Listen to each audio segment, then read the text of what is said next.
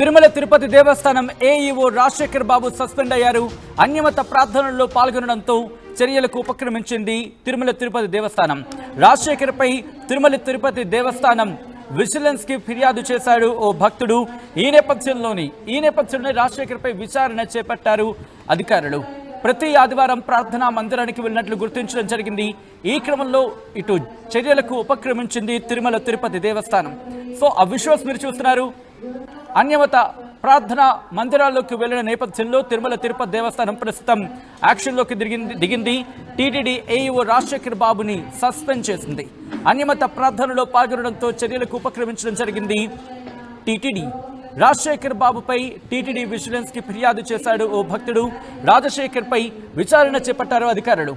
ప్రతి ఆదివారం ప్రార్థనా మందిరానికి వెళ్ళినట్లు గుర్తించడం జరిగింది. ఈ నేపథ్యంలోనే ఆ చర్యలకు ఉపక్రమించినట్టుగా తెలుస్తోంది. డీటెయిల్స్ తెలుసుకునే ప్రయత్నం చేద్దాం. మా ప్రతినిధి సురేష్ అప్డేట్స్ అందించేందుకు సిద్ధంగా ఉన్నారు. సురేష్, ఎటువంటి చర్యలకు ఉపక్రమించడం జరిగింది? ఇది తాత్కాలికమా లేకపోతే దీనికి సంబంధించి తిరుమల తిరుపతి దేవస్థానం అధికారులు ఏమంటున్నారు?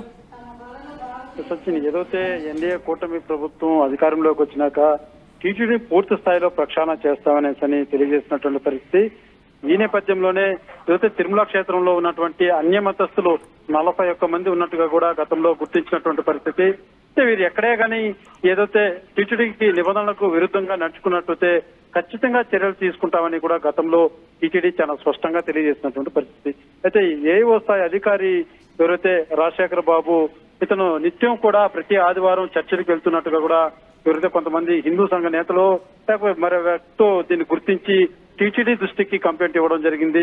అయితే పూర్తి స్థాయిలో విచారణ చేపట్టేటువంటి విజిలెన్స్ విభాగం నివేదిక ఇవ్వడం జరిగింది.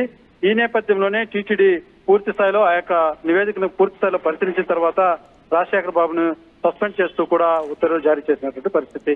అయితే ఏదైతే టీటీడీ క్షేత్రంలో పనిచేస్తూ స్వామివారి ఉప్పు తింటూ ఈ రకంగా ఏదైతే నిబంధనలకు విరుద్ధంగా నడుచుకోవడం అన్నది నిజంగా ఇది తన హేమమైన చర్య అంటూ కూడా గతంలో అనేక ఆరోపణలు, ఒక రాజకీయ కోణంలో కూడా అనేక విమర్శలు కూడా వెల్లువెక్కినటువంటి పరిస్థితి.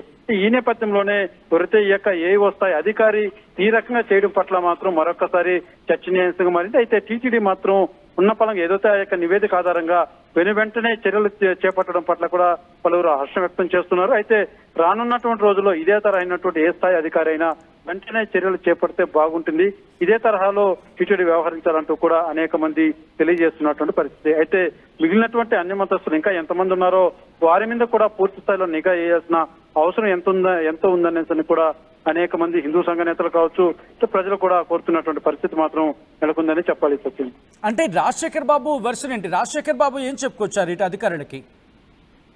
అంటే పూర్తి స్థాయిగా ఇంకా ఏదైతే అతను ఆధారాలతో పట్టుబడిన తర్వాత అతను మాట్లాడేదానికి అవకాశం లేదని చెప్పాలి. ఏదంటే విజిలెన్స్ విభాగం ఖచ్చితమైనటువంటి ఆధారాలు చూపించింది కాబట్టి అతను నోరు మెదపలేని పరిస్థితిలో అతను ఎటువంటి ఆ యొక్క అధికారులకు తెలియజేసినటువంటి పరిస్థితి లేదు. ఎందుకంటే అతను రెడ్ హ్యాండెడ్ గా పట్టుబడినటువంటి వ్యక్తి. పూర్తి స్థాయిలో విజిలెన్స్ టీటీడీ చేపట్టినటువంటి విజిలెన్స్ లో విభాగ దర్యాప్తు పూర్తిగా దొరికాడు కాబట్టి అతను క్షమాపణ కోరినా ఇంకోటి అతను వేడుకున్నా అది ఉపేక్షించేదానికి అవకాశం లేదు. ఎందుకంటే ఇప్పటికే ఈ యొక్క అనుమతిస్తుల వ్యవహారం సంబంధించి అనేక మార్లు పెద్ద చర్చనీయమైనటువంటి నేపథ్యంలో ఎక్స్క్లూడ్ చేసేదానికి ఇక్కడ అవకాశం ఉండదు కాబట్టి చర్యలే ఉంటాయనేసి టీటీడీ చాలా స్పష్టంగా తెలియజేసినటువంటి పరిస్థితి.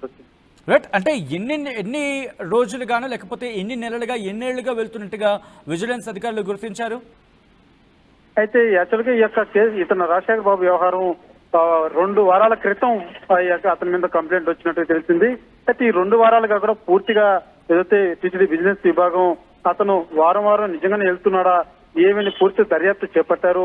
అది నిజంగానే వెళ్తున్నట్టుగా కూడా విజిలెన్స్ విభాగం గుర్తించింది.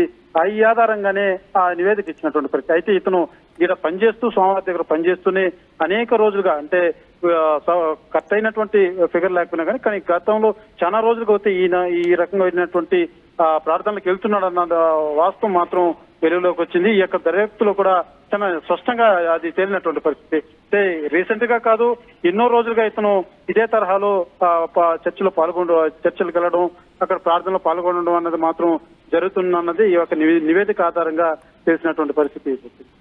రైట్. రైట్ సురేష్, ఒక్కసారి మీ లైన్లో ఉండే ప్రయత్నం చేయండి. ఇదే అంశానికి సంబంధించి విజువల్స్ మీరు చూస్తున్నారు రాజశేఖర్ బాబుకు సంబంధించి. మరి ముఖ్యంగా గత కొన్ని రోజులుగా విజిలెన్స్ అధికారులు కూడా పూర్తి స్థాయి ఇన్వెస్టిగేషన్ చేశారు. ఇన్వెస్టిగేషన్ చేస్తున్న క్రమంలోని టీటీడీ ఏఈఓ రాజశేఖర్ బాబుని సస్పెన్షన్ వేటు వేసింది తిరుమల తిరుపతి దేవస్థానం. అన్యమత ప్రార్థనల్లో పాల్గొనడంతో చర్యలకు ఉపక్రమించింది. రాజశేఖర్ బాబుపై టీటీడీ విజిలెన్స్కి ఫిర్యాదు చేశాడు భక్తుడు.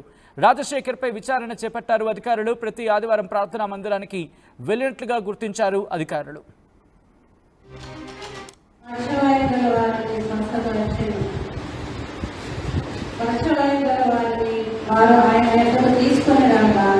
ఆయన వారిని స్వస్థపరచను. గలిలియా, తెగపల్లి, యెరూషలేము గురువులను బాగు చేసుకుంటుండ నూనెలో తమ బలను బాగు చేసుకుంటుండ గలిలియా అంతటా సంచరించను. ఆయన కీర్తి సిరియా దేశమంతటా వ్యాపించను. నానా విధములైన రోగుల చేతను వేదన చేతను పీడిపబడిన వ్యాధిగ్రస్తులందరినీ, దయ్యం పట్టిన వారిని, చాంద్రరోగులను, పక్షవాయువుల వారిని స్వస్థపరచెను. పక్షవాయువుల వారిని